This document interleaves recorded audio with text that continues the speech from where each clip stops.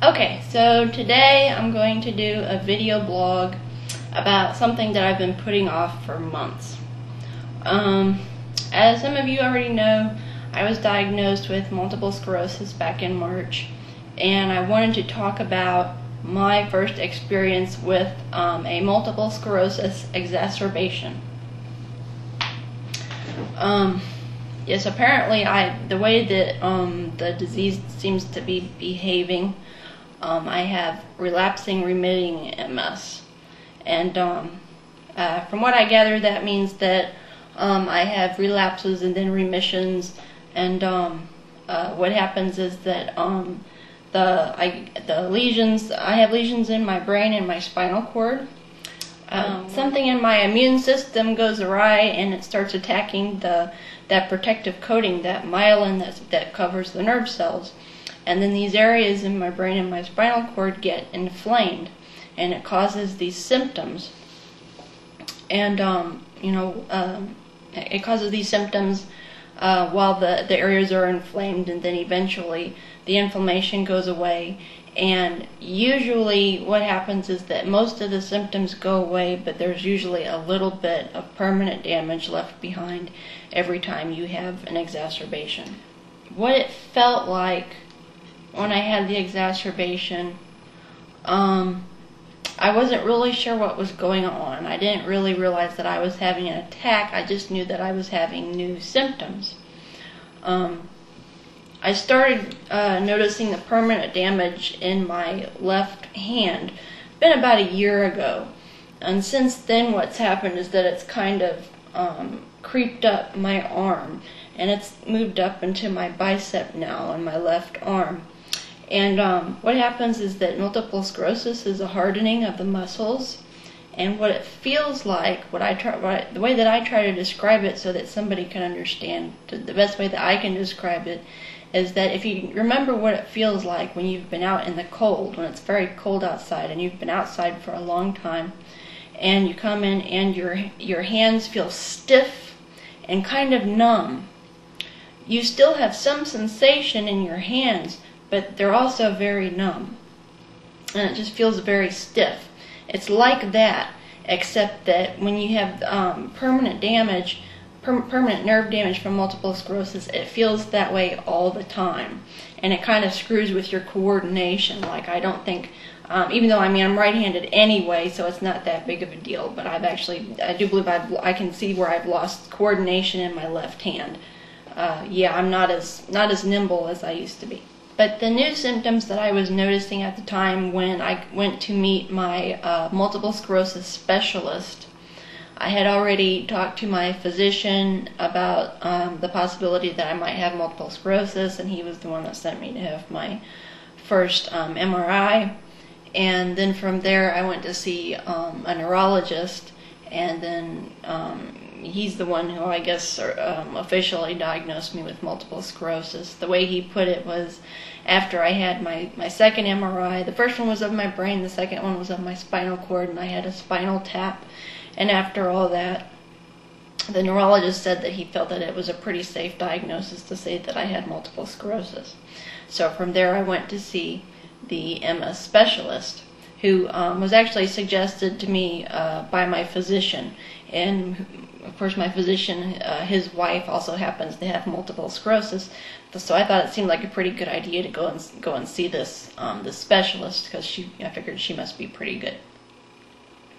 So she looked at of course she saw the results for my spinal tap, and looked at my MRI slides, and she felt that I had multiple sclerosis, but she wanted to rule out Lyme disease just to be safe, because there are similarities in the symptoms between Lyme disease and multiple sclerosis. So eventually I ended up having blood drawn and getting tested for Lyme disease, which of course was ruled out. I tested negative for that. So the day in March when I went to meet the MS specialist, the new symptoms that I were having, I had first experienced some tightness and heaviness in my legs. And it's hard to always know what's going on, because sometimes you think, oh well, maybe I've just I don't know, maybe I just worked too hard this week and my legs are just kind of sore or whatever. I'm just, low on energy or whatever. So it's hard to always know when you're starting to have symptoms, when you're starting to have exacerbations or something that could be attributed to the multiple sclerosis. And there was an unusual tightness that at this point had moved up into my lower back, was feeling tighter than usual, and this sensation of tightness was starting to move up into my abdomen, which is kind of strange. I'd never experienced anything like that before. Now, I've never been pregnant, so therefore I've never experienced contractions, but it made me kind of feel like I could imagine what that might feel like. Well, no, I'm sorry. I shouldn't even say that. I'm going to make somebody mad. I'm sure that's not what a contraction feels like. I'm sure it's much more painful than anything that I experienced. But there was a tightness in the muscles, and it didn't really go away. You don't necessarily feel it. It's what, I'm sorry, I should say, this is what you call an MS hug. I believe that's the appropriate terminology for it. And it gradually creeped up my body. At the point when I went to see the specialist, it had moved up into my abdomen. And over the next couple of days, it moved all the way up to my chest. My experience with an MS hug and what that felt like, it's kind of like wearing a girdle or a corset. You don't necessarily feel any sensations. It doesn't necessarily feel strange if you're just sitting still or lying down or not doing anything. But as soon as you start to move, as soon as you start to get up and move around, it feels like there's bands wrapped around your body, and every time you move, they get pulled tight. And at the same time, you've lost a lot of sensation, so I was numb, pretty much numb from the chest down. I had some sensation, but not a lot. And also there's a feeling of heaviness while all this other stuff is going on. It's kind of like you've got weights on your legs. And I could move, I could get around, but it was labored, I guess you could say. Everything was just very heavy, and running was out of the question. That wasn't going to happen. So, I'm sitting there in the doctor's office, and I'm describing what's going on, and she told me I was having an attack. I was like, oh, okay. So she ended up giving me a prescription for steroids. This was my first experience trying to get that kind of a prescription filled. It was a very high dosage of steroids. My options were go to an emergency room and sit there for, maybe up to a few hours to wait to get hooked up to an IV, and, do that 3 days in a row, get hooked up to an IV and pumped full of steroids, which actually in the end doesn't stop any of the damage. Whatever damage is going to happen as a result of the exacerbation. The steroids just make the symptoms go away faster. That's all the steroids do. They make the symptoms go away faster. So my options were to go and get hooked up to an IV for 3 days, or not for 3 days straight, but like get hooked up to an IV for an hour, 3 times for 3 days.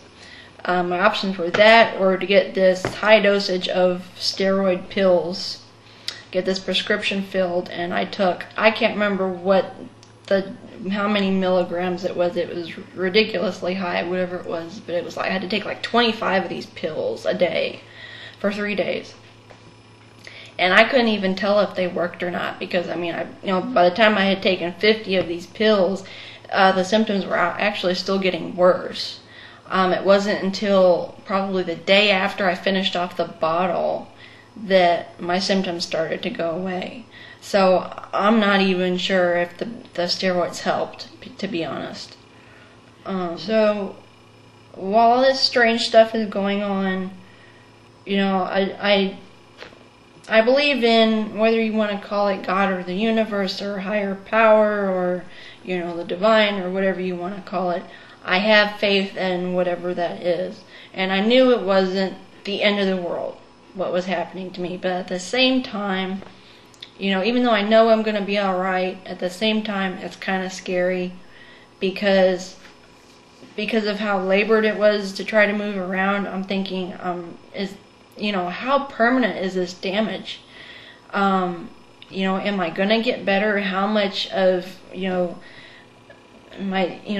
my sense of feeling am I going to get back? Am I ever going to, you know, I mean, do you know what I'm talking about? It's like I'm thinking, am I never going to be able to run again, you know?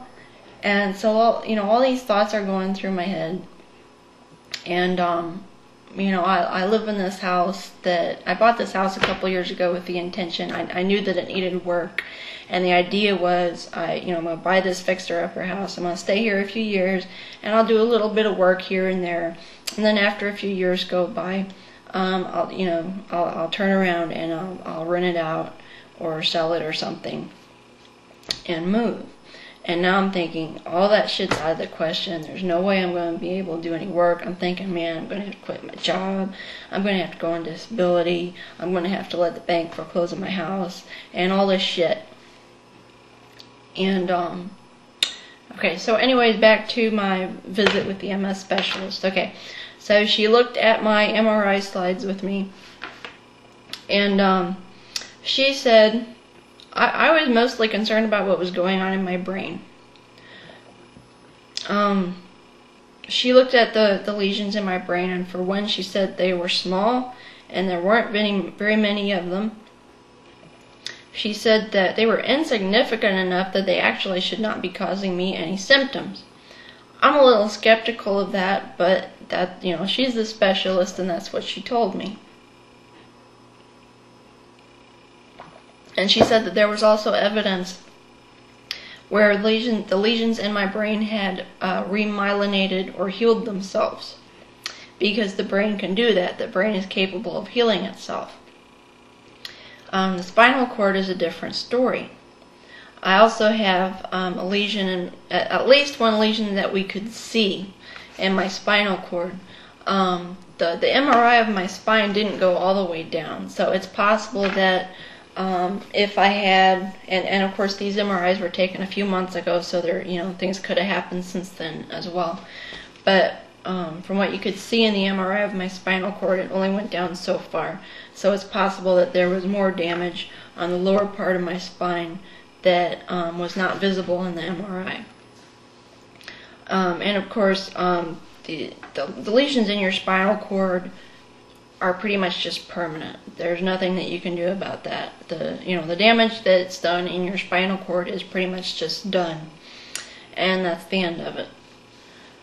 And according to the specialist, the spinal cord was where most of my symptoms were coming from. That's where most of my permanent nerve damage is coming from, is from the damage in my spine.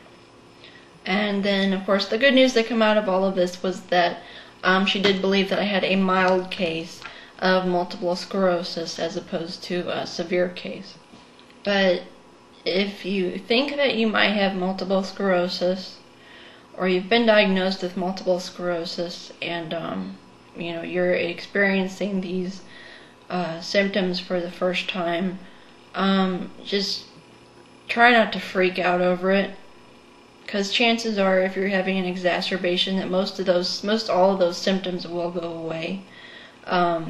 You might not even have any noticeable permanent damage once it goes away. I have permanent numbness in my toes and my hands. It's mostly focused on my left hand and arm, but I can still use them. I can still move around, and I can still run if I want to, and I can still, work and do things. Just don't jump the gun. I just want people to know, don't jump the gun. Wait a while And just don't assume the worst, you know, because most likely it's not as bad as you think it is. In most cases, multiple sclerosis can be manageable, and it is something that you can live with. And in most cases, you won't have to worry about, you know, quitting your job or going on disability. And even if you do, it's probably not the end of the world then. It's just, it's definitely an inconvenience, but it's something that you can work with and manage.